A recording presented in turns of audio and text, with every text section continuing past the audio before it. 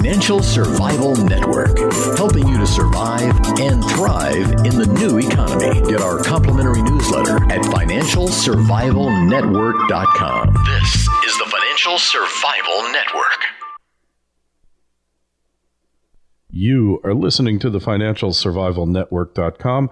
I'm Kerry Lutz on 1230 WBZT. It's that time. Well, actually, it's past that time. We're on Tuesday, December 10th, 2013. Got Andrew Hoffman with me, and we've just made a startling discovery. Neither of us can remember what we've done. All we know is we've done so much that to figure out what we've done, we now have to Google ourselves to find anything that we've done in the past. Andy, how are you doing? I'm doing good, and I resemble that accusation. I mean, Google is amazing, and when you put out the amount of data that we're putting out, it's the only way to find it. In fact, to figure out how I feel today, I just Google it because I can't be bothered trying to find it. Uh-huh.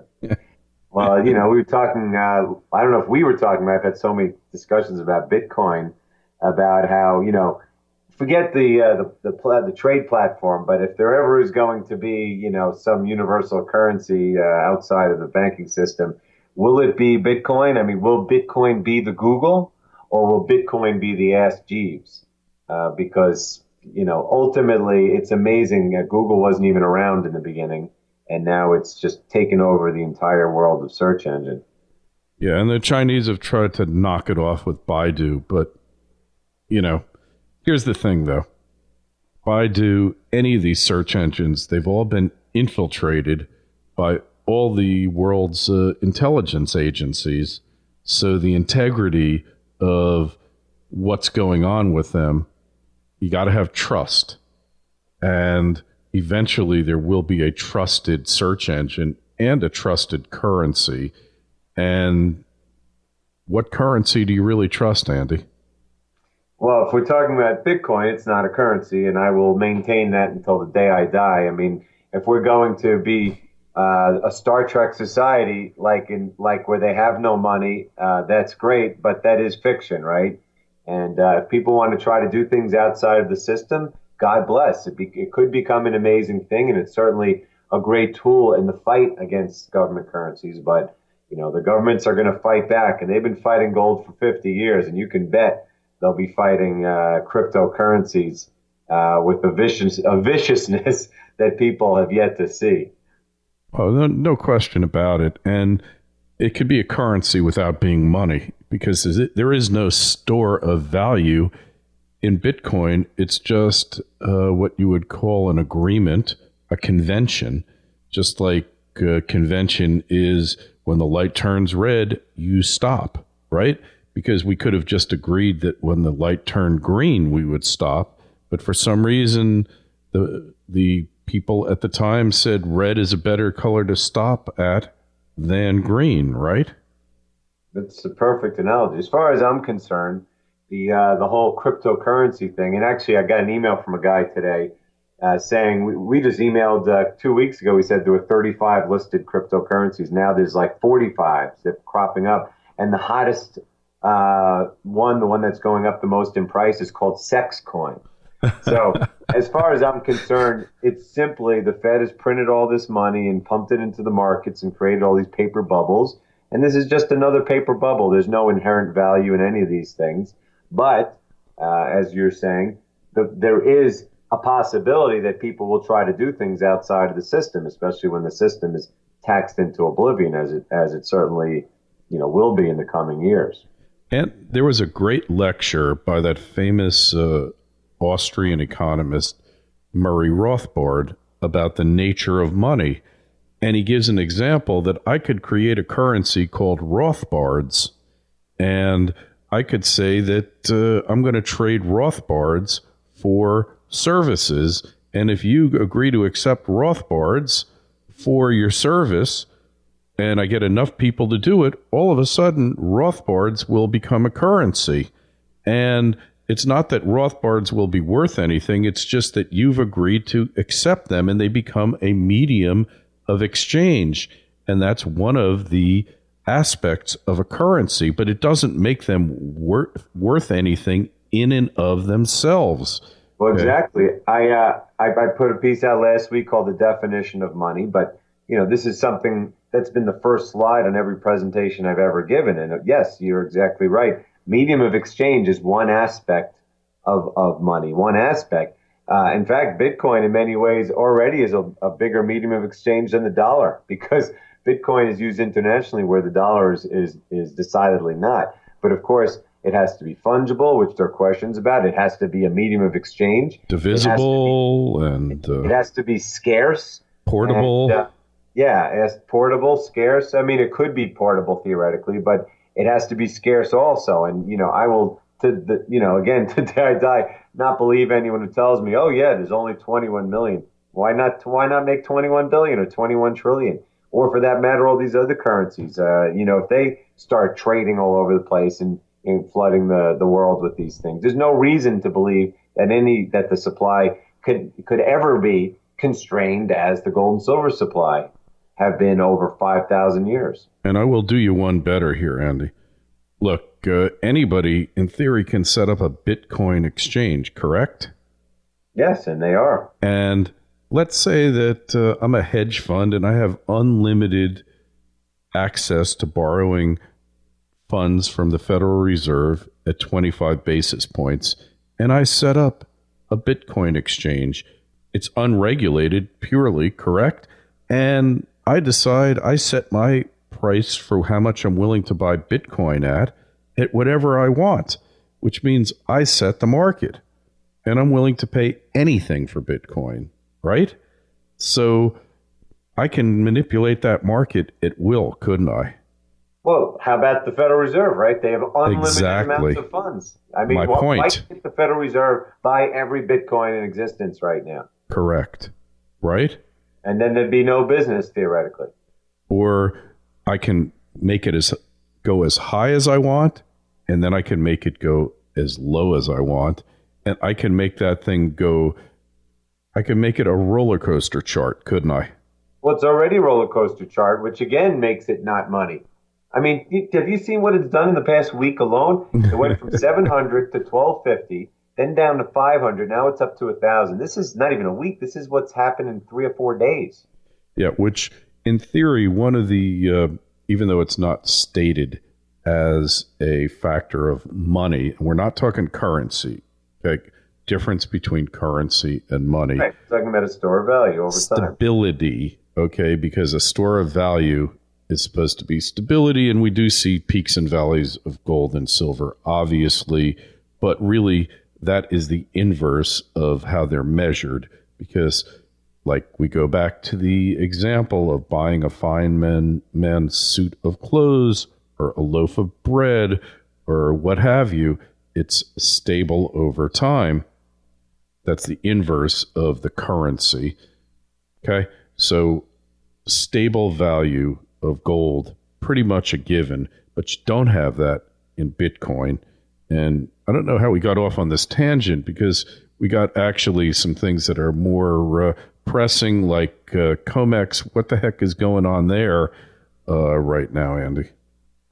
Well, I've been boning up on my Comex education. I was talking to Harvey Organ this week, who's an expert on it. But you don't need an expert to realize that I've been talking for some time about the registered inventory, which means the amount of inventory available for delivery to Comex futures and options longs. And right now, there's only 700,000 ounces in the inventory, down from 3 million back in April, right before the big smashes started. And for the December contract, which we passed the first delivery day, it goes off the board at the end of the month, there are now there's 350,000 ounces standing for delivery of that 700,000, and there's another 350,000 ounces worth of contracts that are still open but haven't yet stood for delivery. And each day that passes, there's an increased likelihood that they will. So right now, there's just enough gold there, assuming no new gold comes in, to pay off those claims. So each month we get closer and closer to the quote Comex default that's coming one day. And again, a lot of the numbers are BS, but not that you can't fake a trend. You make a mosaic of what the commercials are doing. The commercials, for instance, which would be J.P. Morgan and company, J.P. Morgan is virtually cornering the markets right now in physical. And right now, cumulatively, their net short position is the lowest that it's ever been in the entire bull market. In fact, the commercials have never been net long in 13 years because they're suppressing. But back in late June, they did get almost net long. And of course, the price took off for the next 2 months. And here we are again, just like in June, they're almost net long again. And thus, you would think just from a pure, behind the scenes standpoint that, we're ready for another big run here. And maybe since JP Morgan has been acquiring gold hand over fist. And by the way, they bought something like 3 million shares of SLV in the third quarter. It just was published that something else is afoot. You see the Chinese saying they're no longer going to be acquiring currency reserves, which means they have, 3.7 trillion to spend on stuff. Something is going to give one of these days. And, is it this month? I don't know, but it's coming soon. And the past few days, not that a few days does a trend make, but the behavior of gold on the spot market definitely shifted the past few days, hasn't it? Hey, today, we had this morning, and I was watching it when I was at the gym, we had one of those stop logic shutdowns of the Comex for 10 seconds. But this time it was because gold went up. Someone put in a 300,000 contract order or something like that. And I was watching it. It went up almost $10 in about 2 seconds. I saw that. That's the kind of thing that, we've seen it happen 4 times where they shut it down on the downside in the last 3 months and, a million times over 10 years. And, I wrote this morning, I said, look, it's just one thing, but believe me, the stuff, when people do that, it couldn't be more manipulative. And if someone's doing it on the upside, it's for a very good reason. Trust me, it's not there to play games. You see silver's up 50 cents today and all, but again, something is going to give, and all those years of watching waterfall declines is going to completely reverse, and we're going to see melt-ups the exact same way. I mean, it's coming. And, my God, I just read the other day, I wrote about everything. I wrote about it yesterday morning. You better go Google that. Yeah, the Shanghai Exchange has now delivered, forget traded, it's delivered as much gold in the last 4 years as Fort Knox theoretically holds. I mean, the entire world is shifting east. All the buying is shifting east. Heck, all the production is now shifting east. God, this Steve St. Angelo put out this amazing piece showing how, Russian and Chinese production has gone up while American, Canadian, Australian, everything has gone down. So they're producing all the gold and they're acquiring all the gold. So there's going to come a time not too far from now, heck, it could be next year, where we wake up in the morning not waiting for what happens in the Comex. We wake up to see what the day's trading was. Oh, gold was up $50 in China today. Gold was down $20 in China today.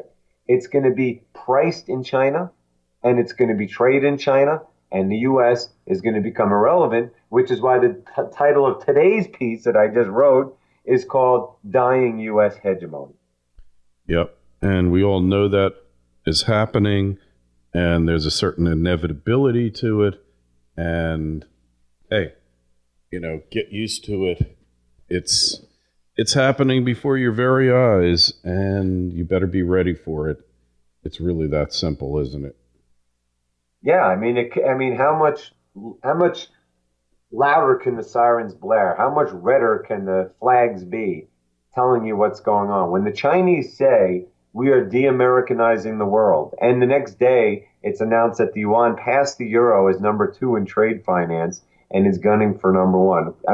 When the Chinese say we are no longer acquiring foreign currency reserves, which the PBOC said last week, do people realize that the entire fraudulent system we have, the entire reason America's been able to live beyond its means for the past decade or two, is because the Chinese have been willing to acquire foreign currency reserves, namely dollars, which are 60% of them, and use them to buy dollar equivalents like treasury bonds. They are now selling treasury bonds, and they are now going to be selling all the dollars and euros and yen that they acquire to get stuff.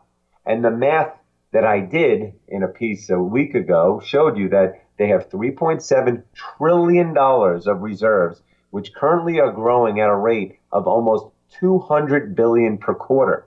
That's how big their surplus is. By the way, last quarter was their largest ever surplus with the United States.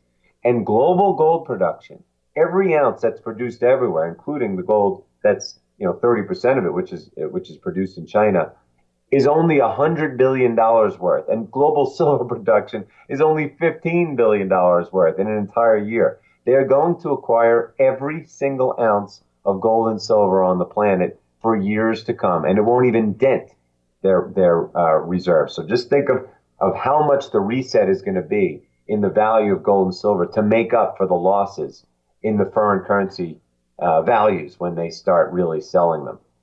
Yeah. Yep. No doubt that day is coming. And the golden rule, he who has the gold makes the rule. And on that note, what about the unemployment report the other day? It really looked quite positive, didn't it? Well, until you look at the internals. I mean, yet again, you look at first of all, the seasonal adjustments as usual, and then you look at what kind of jobs were created. It was, I mean, to say that, do you believe that retail has been the leading job producer over the last 2 months? We're literally looking at all the retailers telling us this is the worst retail holiday season they've seen since the bottom in 2009. I mean, it could not be worse from a retail standpoint. Yet we're supposed to believe all these retail jobs are coming online, and of course they're not good jobs. And of course, on top of that, what the number one job increase category has been over the last year? It's been, quote, waiters and bartenders, which are the lowest paying jobs. And as we speak, 100 people in 130 cities, fast food workers, are striking because they call it the war against poverty wages or something like that. And the same goes for Walmart. So if there are any jobs created, I don't believe any of this stuff anyway. Look, heck, it was just admitted 2 weeks ago that there was a whistleblower that came in and said, yeah, the November 2012, the October 2012 NFP report, I fabricated. They told me to fabricate. Right, I saw so that. So if there are any real jobs, they are horrible jobs. It makes no sense. There's nothing in the economy that shows any correlation to a rising job market.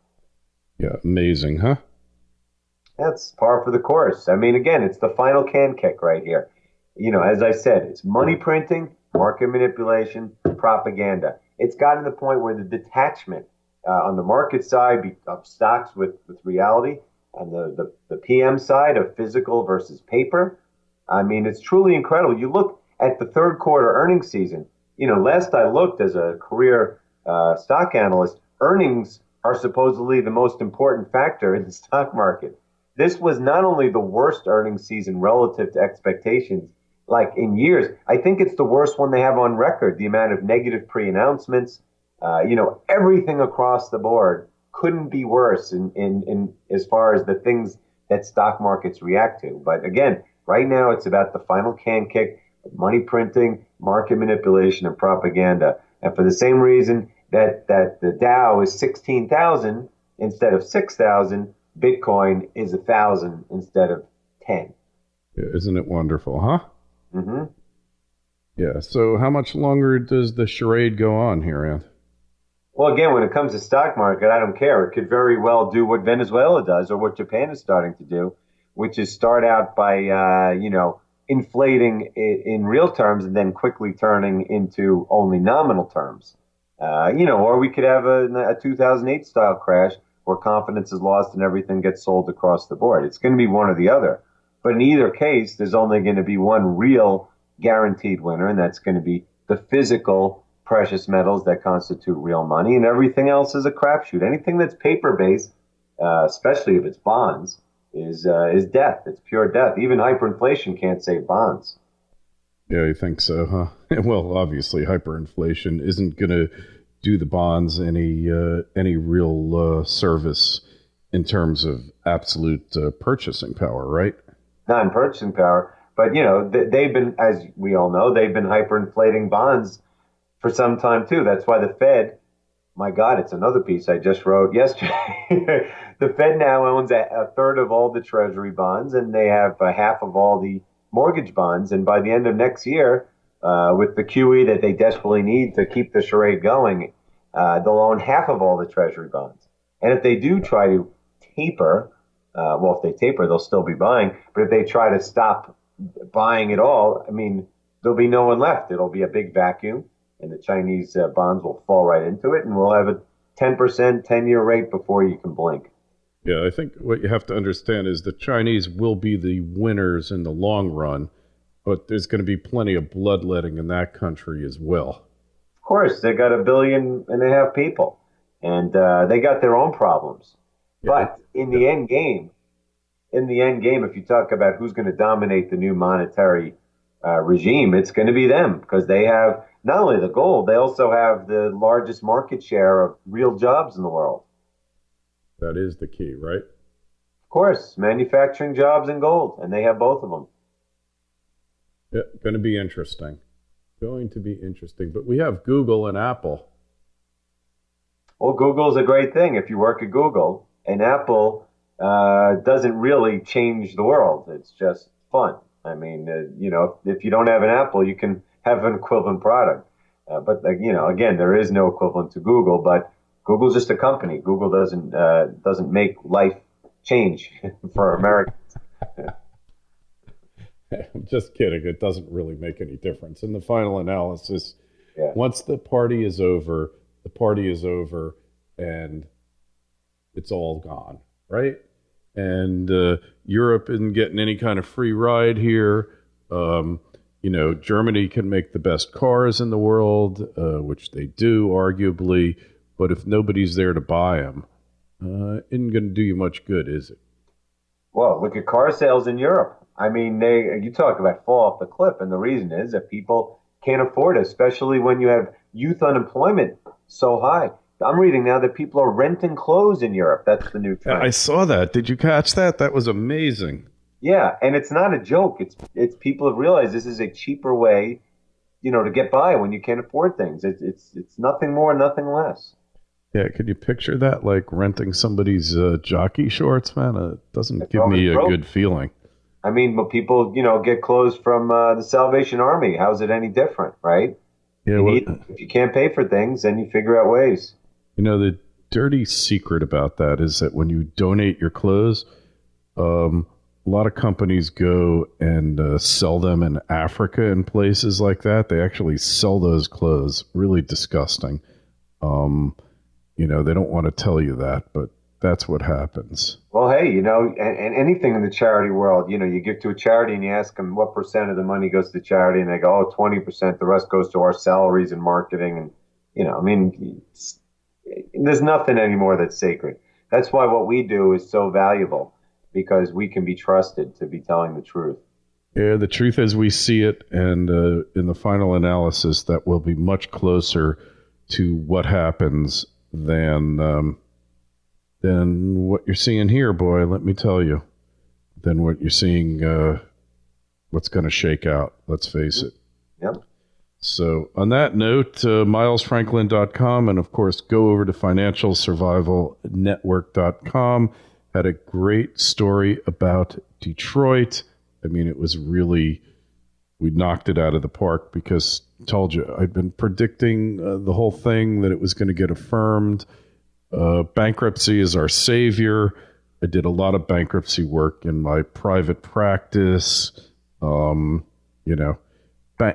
What people don't understand, bankruptcy court is like the only pro-business court left in the country. So, and let me throw in one more comment. It's perfect. You're talking about Detroit, okay? We talk about the widening income gap in this country and the world, for that matter, because of all the money printing. There's no better example of that than Detroit. One where these vulture funds have been running up the depressed real estate. They just buy out of bankruptcy and run it up. But more importantly, we have the baseball winter meetings going on right now. And what team is spending more money than anyone? The Detroit Tigers. Because in Detroit, where everyone's broke, they do have that one freaking rich guy who owns everything. And he can afford to buy every expensive baseball player in the world while everyone is broke. And he could afford to buy Detroit, too. He probably could. Maybe he should think about that, right? He could be a warlord soon. And he's a pizza guy. Hey, he's the pizza guy, right? So that's a good thing. Yeah, I'm not against the guy personally. We're just talking about income disparity. Yeah, well, that's a big thing with the current administration. They're all about fairness and equality and all that good stuff, right? Yep. So, hey, it's tough out there, and think about these things, because they might seem a little bit esoteric at this point. They might seem like they don't matter all that much. They will pretty soon. Yeah, that's the thing. How do we get that point across to you that they really are going to matter, right? Yeah, that's the $64,000 question. But you know what? We just keep trying. We hammer away, and there's many others doing the same thing more and more each day. And eventually, we'll get 1 or 2% of the people to figure it out before it's too late. And too late could be tomorrow, for all we know. Yep. Lindsey Williams is right. There's a global reset coming in 6 months, or whatever it is. You're absolutely correct. Right. And we will get there. Eventually, we're going to get there. Right. So be ready for it now. And let's all be hopeful. This is the hopeful time of the year.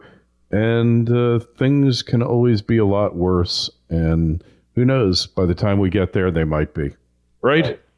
Right. All right. Hey, always a pleasure, Andy. We'll talk to you next week. Be well. Same here. Bye. Hi, it's Kerry Lutz.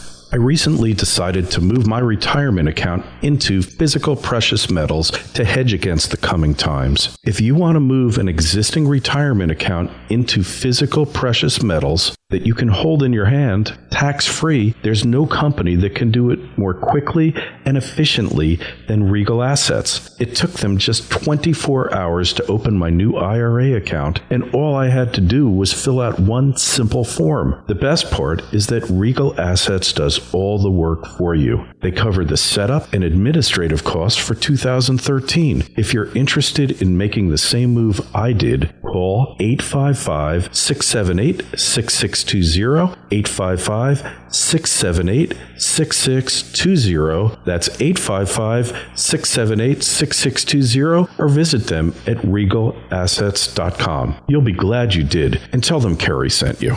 Our friend Tom Dyson at the Palm Beach Letter is giving away free copies of a really cool report he put together called How to Protect Yourself from America's New Secret Police.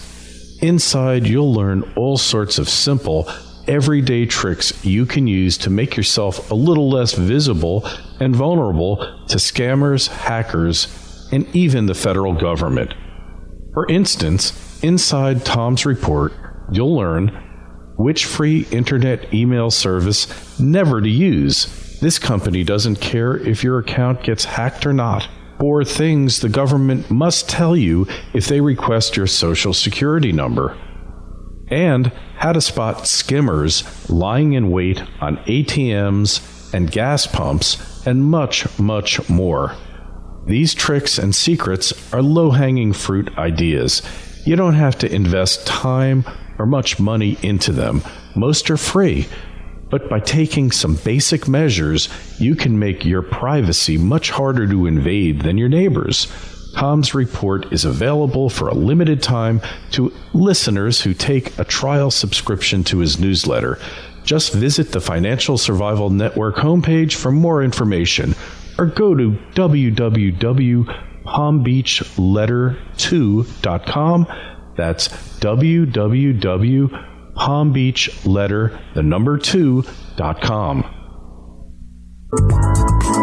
The Financial Survival Network, helping you to survive and thrive in the new economy. Get our complimentary newsletter at financialsurvivalnetwork.com. This is the Financial Survival Network.